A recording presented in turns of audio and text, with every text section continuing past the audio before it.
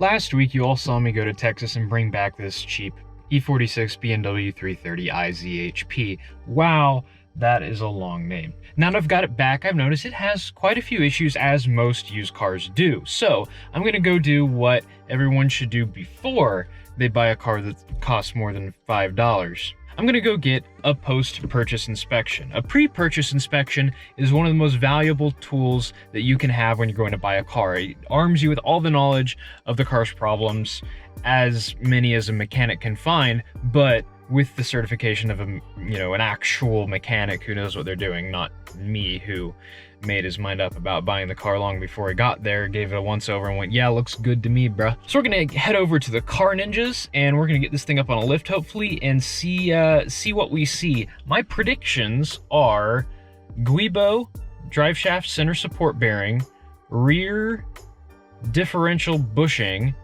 inner and outer tie rods, front lollipop bushings, probably the oil pan gasket, and at least one tire. That should be about it for mechanical. As far as other stuff, there's plenty of visual issues with the car, and then there's like, this steering wheel cover and this seat cover and this absurd rattle. As far as codes go, we pulled those when we were down in Texas. That taillight is missing completely. I need to repin the connector and then, get a new bulb holder for it. The oil level sensor is faulty, and I think there were a few other codes that were stored. So we'll see if he can get any further info on that. Let's head over. Ow. I just stubbed my toe on absolutely nothing. Weird.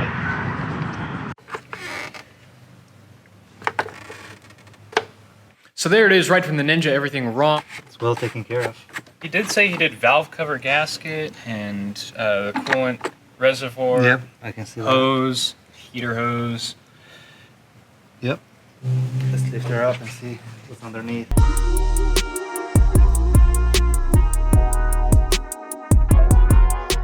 Transmission is pretty clean. Let me get the screwdriver to take this cover out. First time you had it in the air? Yeah, this is the sort of thing you should do before buying a car. Yeah. Not after. It's a gamble. They are not mounted correctly. Oh. They're not all the way down. That's why. Oh, so that... Okay, look here. Uh-huh. There is a notch. Oh, yes. And that notch is supposed to be inside here. That might be a problem now because it's way too compressed. It's not supposed to compress that much. Yeah, yeah.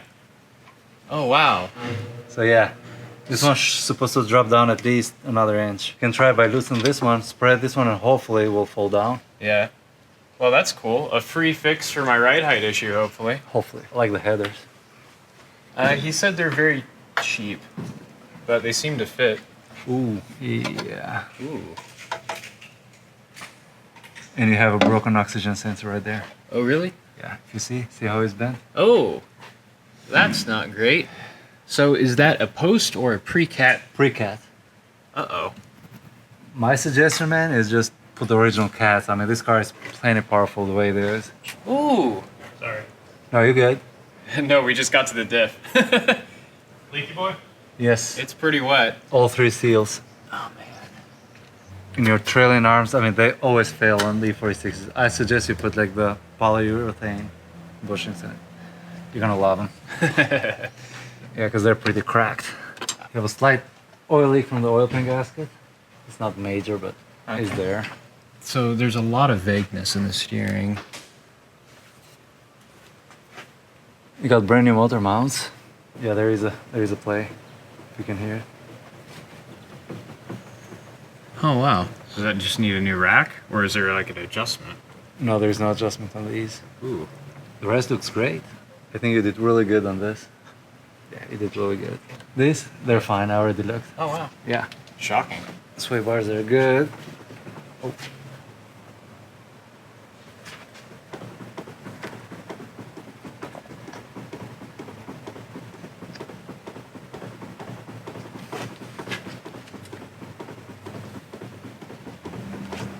Oh, here it is. It's right here. Okay, unfortunately, you cannot buy this ball joint by itself. You have to change the whole control arm. Yeah. and ZHP ones are not cheap. Yeah, because it has the. Yep.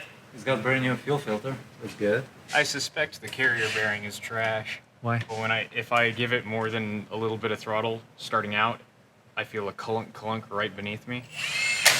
Pretty bad. This doesn't look like it's easy to check without undoing these cross members and exhaust and whatnot. He's gonna go off and take off those cross members and exhaust, isn't he?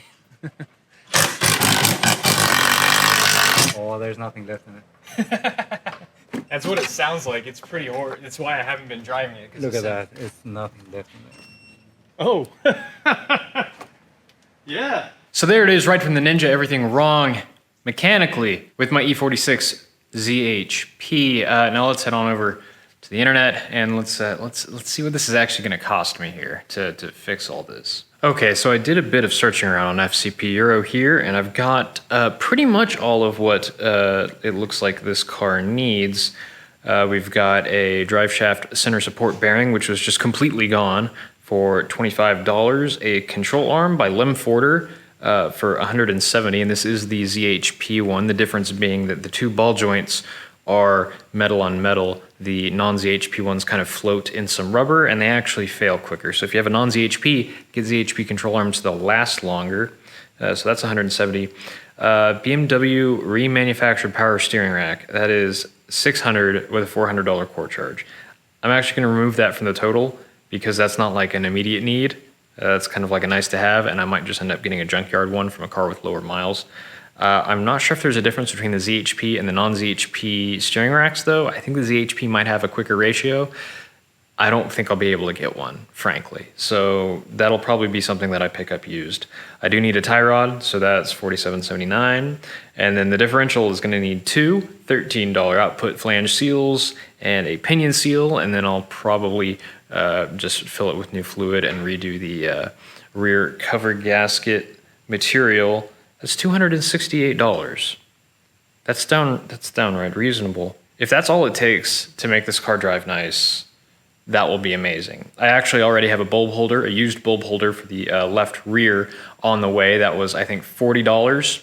And it's already had a plug put on it, but the pins are wrong. It's wired for the right side, even though it's on the left. So now I've got to try and figure out the pin out and depin it and repin it with the right pin out for the new taillights. I don't understand why it's like that. Oh, and then $100 to straighten out the wheel. So I think for now, I'm going to get that drive shaft center support, and I'm going to get the wheel fixed, and I'm going to see where that gets me. Because then I'll have my really nasty highway vibration gone, and I'll have my nasty clunk on acceleration gone. At that point, I'll have some vagueness left in the steering and potential clunking from the front end. But at that point, I'll really be able to see how bad the other stuff is. Because right now, those two things are so overpowering, I can't really tell how bad the rest of the car drives. And I want to do this in stages because I'd like to drive it. I just bought this thing and I really want to be able to drive it. So I want to get it drivable and then work on improving it from there. And then I can also drop the front end for free, hopefully, by loosening those collars and actually installing the shocks properly. The other thing that the car needs is the header is not correct. The O2 sensors were hitting the firewall, they were hitting each other. It was all sorts of terrible. I might take the header out and look at re-engineering a bit, because it's $2,000 at FCP Euro for new headers, and used ones aren't going to be cheap either because they've got cats built into them, and everyone wants an absolute mint for them. So I might look at re-engineering the headers on there because it looks like the exhaust passage has been modified to fit those headers. I might cut out the bungs and move them somewhere. I'm not sure. There's going to be a bit of engineering involved in that. But again, that's a little bit further down the line. I really want to get that drive shaft carrier fixed and just get the car out on the road, really. So that's going to do it for now. Let me know what you want to see from this car. I'm going to be working on it for probably the rest of my life at this point, it being an old high mileage BMW. I think I'm going to enjoy working on this car, really, and I'm pretty excited to get started. But I've got projects coming out of my eye sockets here. So there's an order to things.